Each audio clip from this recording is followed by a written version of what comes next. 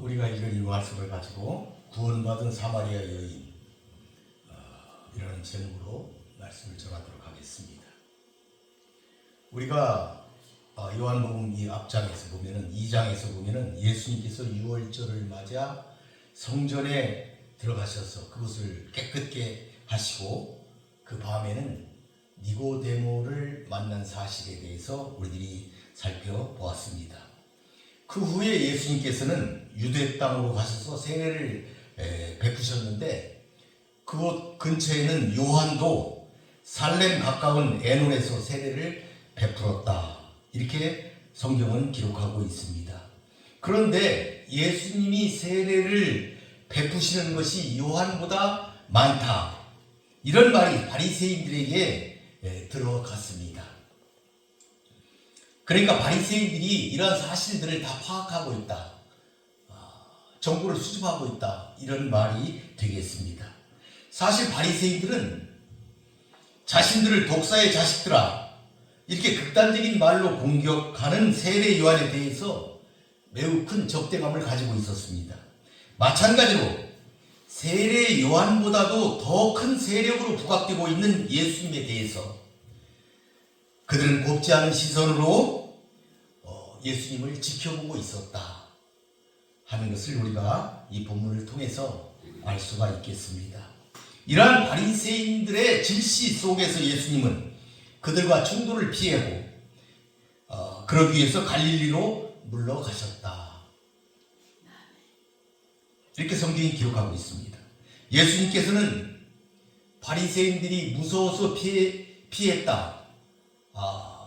이렇게 생각해서는 안 되고 예수님께서는 하나님께서 자신을 통해서 이루고자 하시는 큰 계획, 그것을 이룰 시점이 아직 되지 않으셨기 때문에 이를 피해서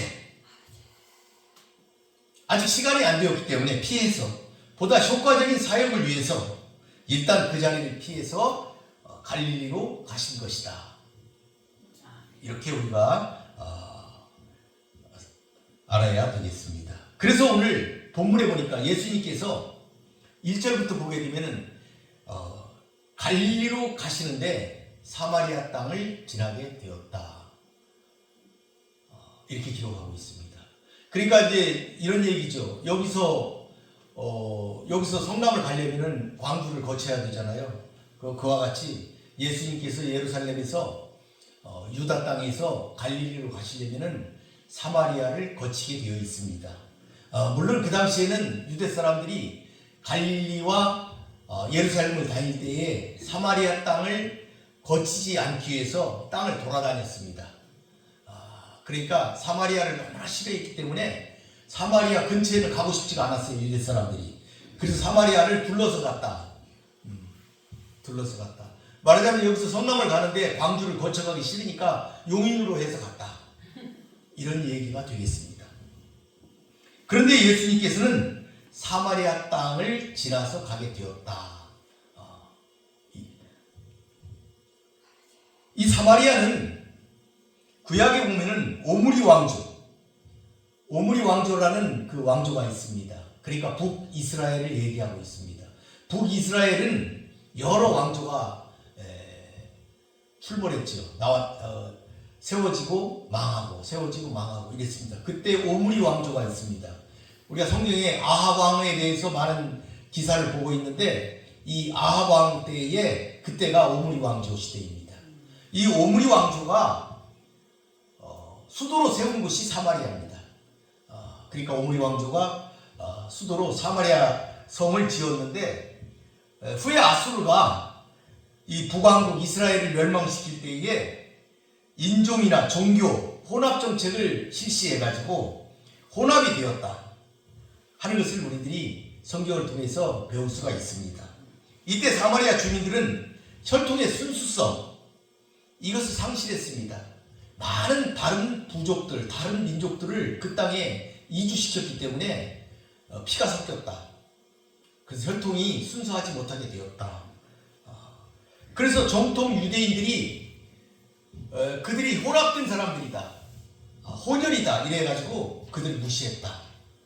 이런 것이 이제 성경에 나와 있는 주요 내용이 되겠습니다. 그래서 유대인들은 사마리아 땅을 지나지 않았다. 가지 않았다. 그 근처에도 가지를 않았다.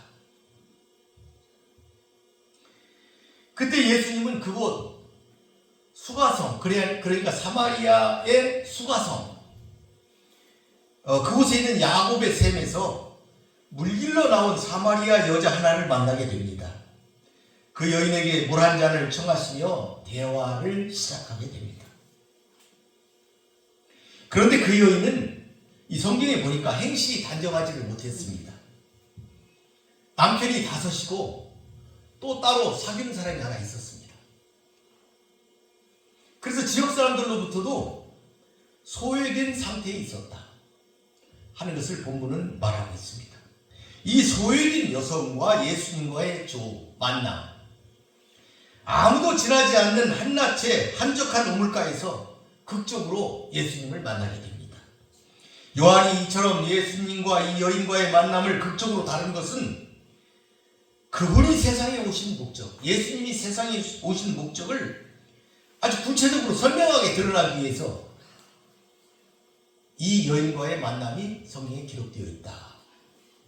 이렇게 우리가 이해하여야 하겠습니다.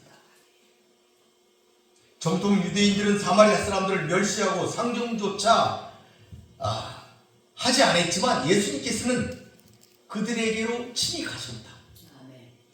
그것도 누구 하나 가까이 하기를 싫어하는 부도덕한 여인을 하나의 인격으로 대하시면서 먼저 말문을 여셨다 하는 것입니다.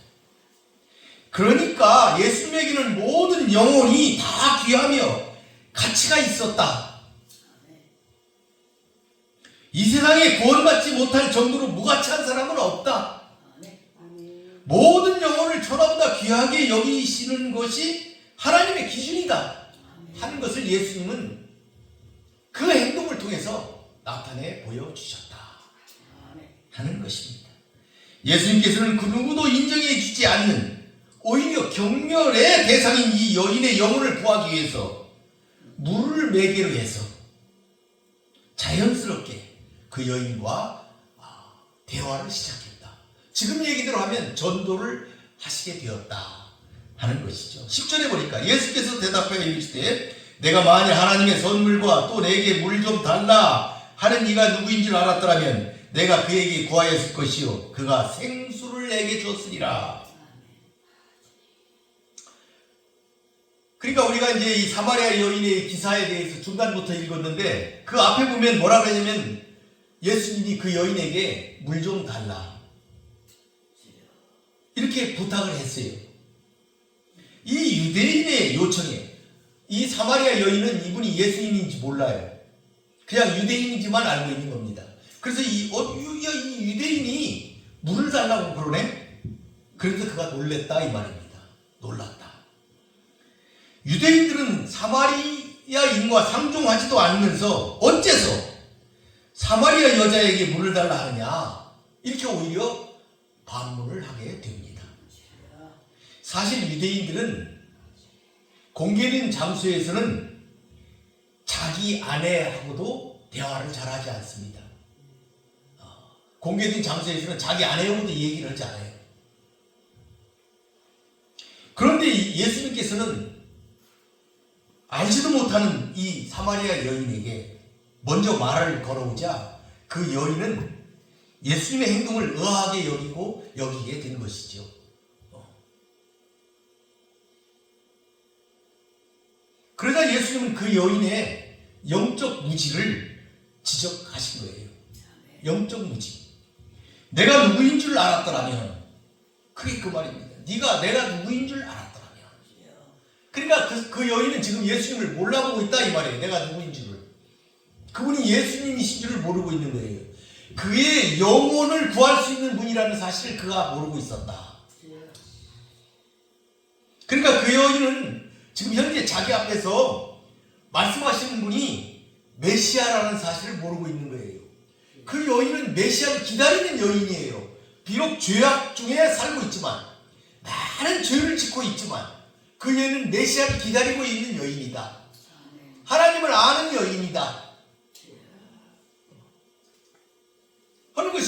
이 사마리아 여인의 기사 전체를 보게 되면 다 나타나 있지요.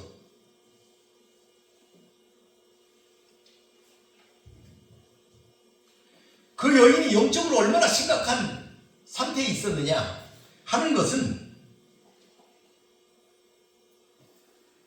얼마나 무지하느냐, 자기 자신에 대해서, 자기 자신의 영혼에 대해서 얼마나 무지하느냐. 그러니까 영적으로 하나님을 섬기며 살아야 된다고 하는 것을 알고 있는 이 여인이었지만 그 방면에 얼마나 무지하고 죄악 속에 있는가 하는 것은 뭘 보면 알 수 있냐면, 자기 남편이 비록 5명이나 앞에 죽었지만은 일반적으로 자기 남편이 죽으면 여자들은 과부로 지내면서 수절하는 것이 보통 그런 상황인데, 이 여인은 5명이나 남편을 두고 있고 지금도 따로 같이 사는 사람이 있다. 남편이 아닌 상태로 같이 사는 사람이 있다. 그러니까 얼마나 죄악에 무지하고 있느냐, 자기 영혼에 대해서 얼마나 무지한 것인가 하는 것을 잘 드러내고 있습니다. 그래서 예수님 구체적으로 이 여인이 알지 못하는 것 2가지를 지적해 주셨어요. 여기 본문에 보니까 하나님의 선물이 무엇인지를 모르고 있는 거예요, 이 여인이.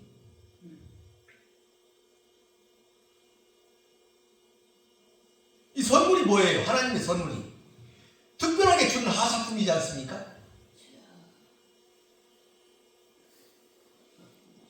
이 선물이라는 말을 칼빈은 그리스도 자신이다, 그러니까 예수님 자신이 그 여인에게 선물이다, 이렇게 칼빈은 얘기하고 있지만 대부분의 사람들은 그것보다는 이 문장을 전체적으로 그대로 읽어서 생수다, 생수를 내가 줬을 것이다, 하나님의 선물을 줬을 것이다, 그 여인에게 생수를 줬을 것이다.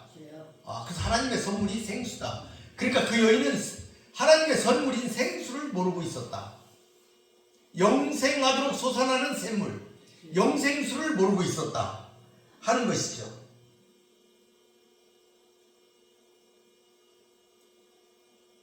그러니까 하나님은 우리에게 영생을 주시기 위해서 누구를 주셨어요? 예수 그리스도를 주셨지요. 이 하나님의 선물, 이 생수를 주시는 예수님을 그가 몰랐다 하는 것을 지금 예수님은 말씀하고 계신 거예요. 그 2번째는 자기에게 물 달라 하는 이가 누군지를 몰랐다는 거예요. 그러니까 그 여인이 그냥 유대인인지만 아는 거예요. 그 여인은 구원을 베푸실 능력 있는 메시아, 그 메시아를 몰랐다 이 말입니다. 그 여인은 그 밑에 그 성경에 쭉 보게 되면 메시아를 기다리고 있다는 것을 알 수가 있어요. 메시아가 오시면 모든 것을 우리에게 알려주실 것입니다. 이 여인은 메시아를 기다렸지만 자기 앞에 오신 분이 메시아라는 사실을 몰랐다. 여러분, 주님께서 이 땅에 계셨던 그 당시에도 수많은 사람들이 예수님을 쫓아다녔습니다. 그리고 그 가르치는 말씀을 들었습니다. 그리고 그분이 행하시는 표적도 보았습니다. 그런데 막상 제자가 된 사람들, 하나님의 약속에 참여한 사람들은 얼마 되지 않았습니다.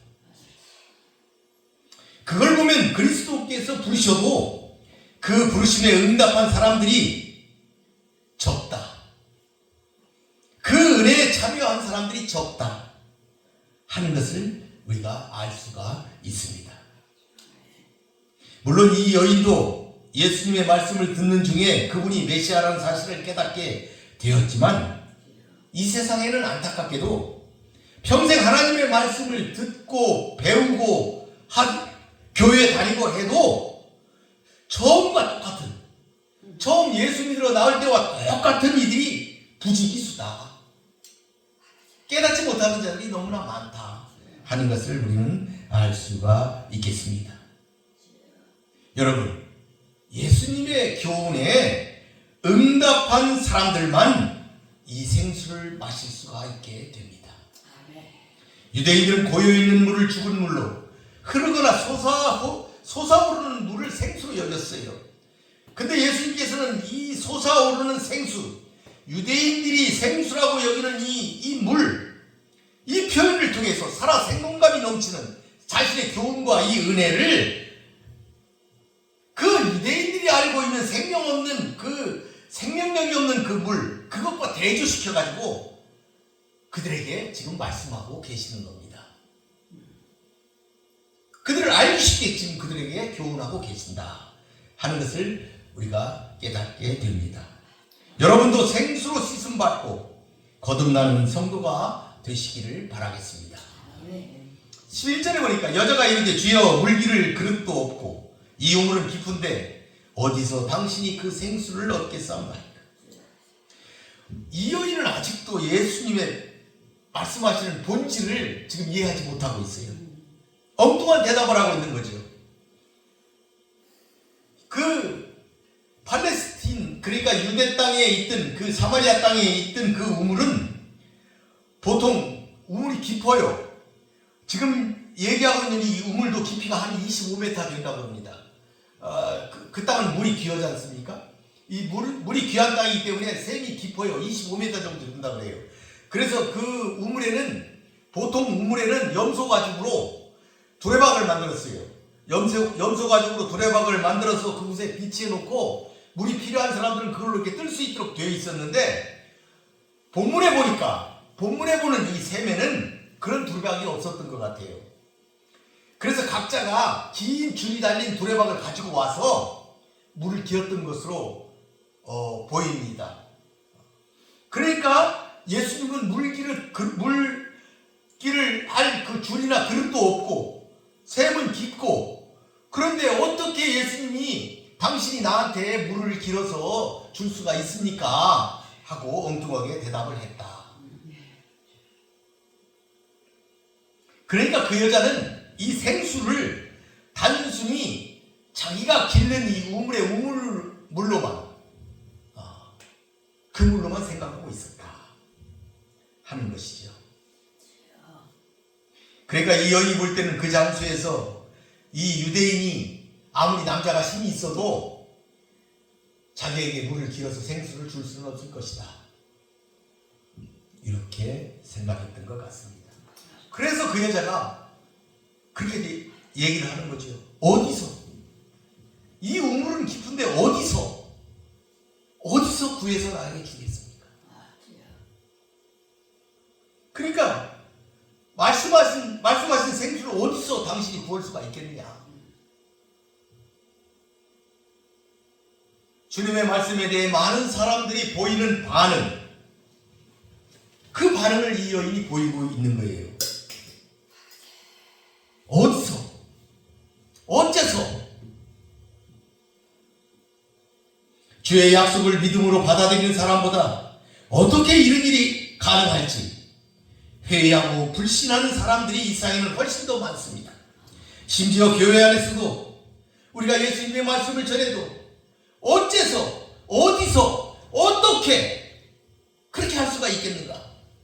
이렇게 하는 사람들이 적지 않습니다. 예수님은 재림의 때 믿지 않는 자를 보겠느냐 말씀하셨는데, 이 여인의 대답을 보아 우리는 상상할 수가 있는 경우다 할 수 있겠습니다. 하나님 안에서는 능치 못함이 없음을 알아서 믿음으로 나아가는 성도들이 되시기를 바라겠습니다. 12절에 보니까 우리 조상 야곱이 이 우물을 우리에게 주셨고 또 여기서 자기와 자기 아들들과 짐승이 다 마셨는데 당신이 야곱보다 더 크니까. 원문을 보게 되면 이 부분이 이렇게 되어 있습니다. 당신은 야곱보다 더 크다는 말입니까? 이렇게 이 당신이 야곱보다 더 큽니까? 이 말이 문장의 앞에 와 있어요. 그러니까 이 여자가 예수가 야곱보다 더 크지 않다는 것을 전제로 확신을 가지고 대답을 한 거예요. 굉장히 확신하고 있는 거예요. 자기가 믿고 있는 것에 대해서. 야곱이 가장 큰 인물이다. 우리 조상 야곱이. 자기는 유대인이다 이런 생각을 지금 가지고 있는 거예요.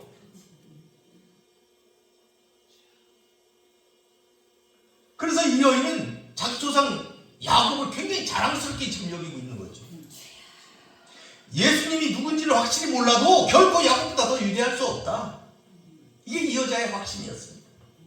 그들은 야곱의 후손들로서 비록 이방인들에 의해서 혼혈이 되었지만은 여호와 신앙, 민족적 자부심 이런 것을 가지고 있었다 하는 것을 이 여인의 말을 통해서 우리는 알 수가 있겠습니다. 그리고 25절을 보게 되면 메시아 사상도 있었다 하는 것을 우리가 알 수 있었습니다. 그들은 다 가지고 있었다. 물론 그런 생각을 가지고 있었지만은 예수님 메시아다 이렇게 생각할 만큼 그들은 영안이 열려있지 않았습니다. 영안이 열려있지 않았다. 죄악에 잠겨 있었다. 그들이 가지고 있는 지식과 전통 이런 어떤 고정관념에 지배되는 사람들은 이 여인과 같이 예수님을 영접하기가 결코 쉽지 않다. 내가 아는데 그게 아니다 이렇게 생각하기가 쉽다 하는 것이죠. 그러니까 영안이 열려야 그런 고정관념이 깨질 수 있다 하는 것입니다. 여러분 모두 영안이 열려 고정관념을 깨고 예수님을 바라볼 수 있기를 바라겠습니다. 13절에 보니까 예수께서 대답하여 이르시되 이 물을 마시는 자마다 다시 목마르려니와 당신이 야곱보다 더 큽니까? 이렇게 여자가 질문을 했더니 예수님께서는 직접적으로 대답을 하지 않으시고 돌려서 지금 말씀을 하고 계시는 거예요. 그러니까 야곱이 그의 후손들에게 물려준 그 물, 그것과 예수님 자신이 사람들에게 주는 그 물, 그 차이점에 대해서 지금 얘기하고 있는 거예요. 야곱의 물과 예수님이 주시는 물, 그 차이점을 지금 말씀하고 계신다. 이 13절에서. 그러니까 이 물을 마시는 자, 어디에 있는 물이에요? 이 물은 우물 속에 있는 이 물, 네가 지금 길러가지고 먹고 살고 있는 이 우물물, 그 물에 대해서 얘기하는 거예요. 그러니까 그 물을 한 번 마신다고 갈증이 영원히 해소되는 것이 아니다. 반복해서 계속 마셔야만 갈증을 해소할 수 있다. 그러니까 육신적인 갈증을 해소하기 위해서는 물을 계속 마셔야 한다 하는 것을 지금 예수님이 말씀하시는 것이죠. 그러나 아무리 물을 마셔도 또다시 갈증이 나는 것처럼 세상에 있는 것들로는 인간의 영적 욕구, 인간의 욕구 역시 결코 충족될 수 없다 하는 것을 예수님이 말씀하시는 거예요. 돈이나 명예나 권세나 지식이나 그렇게 중요하다고 여기는 인생의 가장 중요한 것들, 그 사람들의 문제를 예수님이 지금 지적하고 있는 것입니다. 그런 것들이 아무리 많다 해도 결코 우리의 영혼을 만족시킬 수가 없다. 모든 사람에게는 세상적인 것들로는 결코 채워줄 수 없는 어떤 것이 있으며 이것은 오직 우리의 생명이요 진리 되신 예수 그리스도를 통해서만 해결될 수 있다는 것, 그것을 지금 설명하고 있는 것입니다. 그것이 예수를 영접해야 되는 이유입니다. 여러분 모두 다 예수로 사시길 바라겠습니다. 14절에 보니까 내가 주는 물을 마시는 자는 영원히 목마르지 아니하리니 내가 주는 물은 그 속에서 영생하도록 솟아나는 샘물이 되리라. 이 원문을 보게 되면, 제가 원문을 얘기를 자주 하는데 원문을, 성경 원문을 보게 되면은 그러나 이렇게 시작하고 있어요. 여러분 우리 번역한 성경에는 그러나 이 단어가 없는데 원문에는 이렇게 얘기하고 있어요. 그러나 내가 주는 물을 마시는 자는 누구나 영원히 목마르지 아니하리라. 그러니까 두 단어가 빠졌어요. 그러나 누구나 이 말이 없어요. 원문에는 굉장히 강렬한 의미를 원문이 주고 있어요. 그러니까 예수께서 주시는 물을 마시는 자는 단 한 사람도 예외 없이 영원히 목마르지 아니한다는 신비한 경험, 그것을 한다는 사실이 강조되어 있는 것이죠. 그리고 이 물을 주는 주체가 바로 누구냐? 예수님 자신이라는 사실을 강조하고 있습니다. 예수님께서 주시는 물은 단 한 번만 섭취하더라도 그 효과가 영원히 지속된다는 의미를 선명하게 본문은 부각시키고 있습니다. 이 세상에 있는 모든 것들은 순간적인 만족만을 주게 되지만, 그래서 계속해서 추구해야만 갈증을 면할 수 있고, 그리고 또다시 갈증이 나는 것이지만은, 예수님께서 주시는 것은 인생의 근본 문제를 해결하는 것이므로 단 한 번 받는 것만으로도 족하다는 말씀이 원어 성경을 통해 분명하게 설명되어져 있다 하는 것입니다. 예수님께서 이렇게 말씀하심으로써 12절에 나오는 당신이 야곱보다 더 큽니까? 라는 여자의 질문에 대답한 셈이 되는 것이죠. 누구든지 예수께서 주시는 물을 마시면 영원히 목마르지 않게 된다. 그러니까 예수님이 야곱보다 더 크다, 내가 야곱보다 더 크다 하는 것을 예수님께서 말씀하신 것입니다. 이 세상 어떤 것으로도 채워줄 수 없는 인간의 영적 갈등이 예수님에 의해 단 한 번에 그리고 영원히 채워줄 수 있다는 사실은 참으로 놀랍습니다. 예수님의 속죄는 그분을 믿는 모든 사람의 신분을 죄인에서 하나님의 자녀로 바꾸어 놓았습니다. 그리고 하나님과의 교제 속에서 세상이 줄 수 있는 기쁨과 평안 그리고 참 만족을 얻게 하였습니다.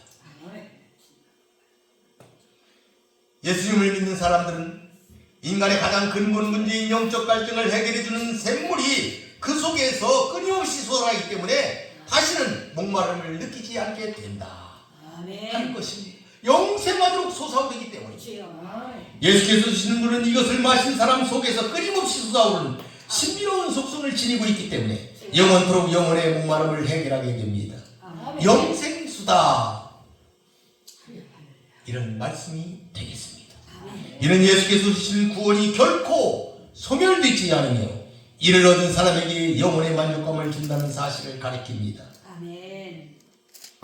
우물물은 두레박이란 도구를 사용하여 길어 올려야 하지만 이 생수는 예수께로 오는 자마다 흡족히 마실 수 있으며 끊임없이 솟아오르므로 다시는 갈증에 시달리지 않게 되는 것입니다.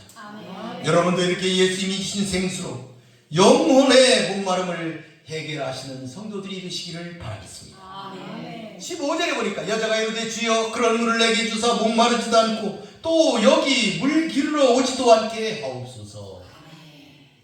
이 여자는 아직도 예수께서 말씀하시는 생수가 무엇을 의미하는지 이해하지 못하고 있습니다. 자신이 현재 알고 있는 그대로의 그 물질적인 우물물, 그것을 요구하고 있을 뿐이었습니다. 다시는 갈증이 나지 않게 되어 물 기르려고 우물까지 오는 수고를 하지 않아도 되는 것, 그것이 그녀가 원하는 소원이었습니다. 집에서 이곳까지 물 깃고자 오는 것, 그것이 그녀에게는 적지 않은 고통이었겠지만 예나 지금이나 많은 사람들은 예수 안에서 이와 같이 그 여인처럼 물질적인 것들, 육신적인 것들만 추구하는 경향이 있습니다. 사람들은 예수를 믿는다고 교회를 찾아오면서도 그와 같은 것들만 구하고 있다.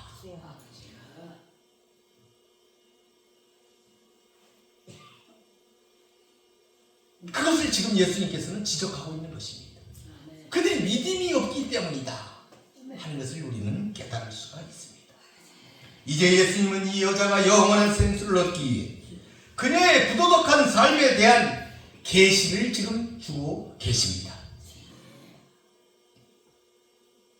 우리가 오늘 읽지는 않았지만 이후에 나오는 성경 구절을 통하여서 여러분들에게 설명하고 있습니다.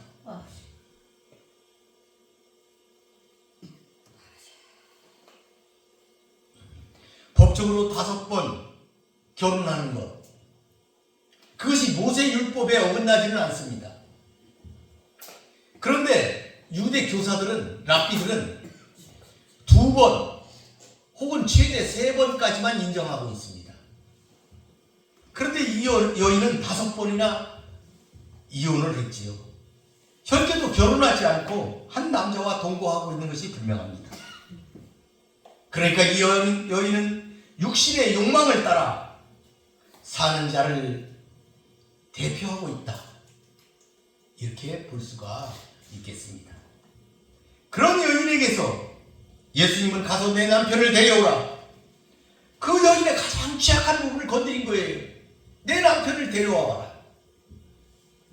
주님의 이 요청에 그녀는 부끄러움을 느낀 것으로 보입니다. 그렇지만 부끄러운 것을 넘어야 영원한 생수를 얻기 위한 과정에 들어갈 수가 있는 겁니다. 자신의 부끄러운 죄악, 그걸 넘어서야 생수의 길로 들어갈 수가 있다. 아멘. 드러내기 부끄러운 자신의 죄, 자신이 죄인이라는 사실을 인정을 해야 예수께로 나갈 수가 있다 아멘. 주여. 하는 것입니다. 주여. 예수께로 나오는 사람들이 직면하게 되는 바로 첫 번째 문제가 바로 이것입니다. 죄악, 자신의 죄악입니다. 오순절날 마가의 다락방에서 하나님의 성령을 받은 베드로와 제자들이 나가서 하나님의 복음을 전할 때에 사람들이 마음에 찔려서 어찌할꼬 이렇게 베드로에게 물었습니다. 사람들이 외쳤어요. 그러면 내가 어찌할꼬? 주여. 베드로가 하는 얘기가 그거예요. 회개하라. 회개해야 된다. 이렇게 촉구했습니다. 회개한다는 얘기는 돌아선다는 얘기예요. 그러니까 이쪽에서 살다가 이쪽 삶으로 바꿔야 된다는 얘기예요. 잘못했다고 얘기하는 것이 아니고 잘못한 것을 고쳐서 다시는 죄를 짓지 않는 것. 그게 회개하는 거예요. 아멘. 그러니까 잘못하고 와서 잘못했다고 그러고 또 가서 죄 짓고 또 빌고 이게 회개가 아니고 회개라는 것은 내가 잘못했으면 다시는 죄를 짓지 않는 것. 아멘. 그게 회개하는 거예요. 아멘. 회개해야 된다. 베드로가 외쳤어요. 그러니까 자신의 죄인됨을 인정해라 이런 말입니다. 자신이 죄인됨을 인정하지 않는 사람은 누구든지 예수님의 은혜에 참여할 수가 없습니다. 그러므로 본절에 예수님의 이 명령, 내 남편을 데려오라 하는 이 명령은 예수님께서는 그녀에 대한 사전에 어떤 정보가 없습니다. 그럼에도 불구하고 예수님께서는 그녀에게서 가장 심각한 문제가 무엇인가? 정욕의 문제다. 남편의 문제다. 한 것을 이미 알고 계셨다. 그분은 하나님으로서 신적 능력을 가지고 계셨다. 하는 것을 본절을 통해서 드러내고 있는 것입니다. 참된 회개를 통해서만 영원한 생명을 얻을 수 있음을 밝히고 있는 것입니다. 여러분도 이와 같은 과정을 통해 하늘의 소망을 이루시는 성도가 되시기를 바라겠습니다. 아멘. 이제 말씀을 마무리해 보겠습니다. 예수님은 그녀에게 남편을 데려오라 명하시자 그 여인은 말했습니다. 나는 남편이 없습니다. 그러자 예수님이 그러셨어요. 지금 있는 자도 네 남편이 아니니 네 말이 맞다. 네 말이 참되다. 남편이 없다는 네 말이 맞다. 이렇게 하셨어요. 예수님이 인정을 했어요. 네가 지금 거짓말하고 있지 않다. 솔직하게 얘기하고 있구나. 이렇게 대답하신 거예요. 사실 당시 이스라엘에서는 일부 다처가 허용되었어요. 성경에도 보면은 이스라엘 사람들이 아내가 열어준 것이 나오잖아요. 첩도 아내에 들어갔습니다. 그런데 이 여인은 지금 같이 살고 있는 남자의 첩도 아니었다. 그냥 부정한 관계였다. 하는 것을 알 수가 있습니다. 그러니까 그것은 범죄다 하는 것을 알 수가 있습니다. 그러나 그녀는 그 짧은 고백 속에서 그 마음이 죄책감에 시달리고 있다 하는 것을 본문은 이야기하고 있습니다. 그녀가 예수님의 그 날카로운 그 질문, 그 질문에 마음이 찔려서 아, 내가 죄 속에 있구나 하는 것을 느끼기 시작했다. 그러니까 우리는 예수님 앞에 바로 설 때, 누구든지 예수님 앞에 바로 서게 되면 자신을 바라볼 수가 있게 됩니다. 내가 얼마나 연약한 자인지, 얼마나 죄인인지 이걸 깨달을 수가 있는 것이다. 아멘. 이 여인도 자신의 진실된 모습을 예수님 앞에서 자신을 볼 수 있게 되었습니다. 자신이 하나님의 은혜가 필요한 사람이구나, 하나님의 속죄가 필요하다는 것을 이 여인이 깨닫게 되기 시작했다. 이 여인에게 필요한 것은 회개의 은혜구나, 그 삶을 돌이켜야 된다는 것, 그것을 깨닫게 되었다, 이 말입니다.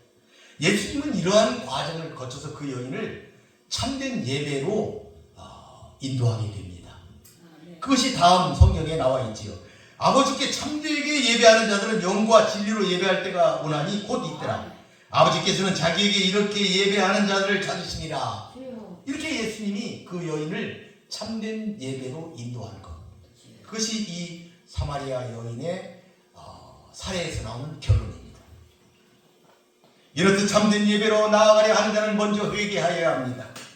우리는 말씀을 통하여 회개할 때 주 안에 거하는 자가 될 수 있습니다. 회개 없는 예배는 하나님이 받으시지 않는다 하는 것을 우리가 알아야 합니다. 예수님께서는 사마리아를 통하여 가신 보다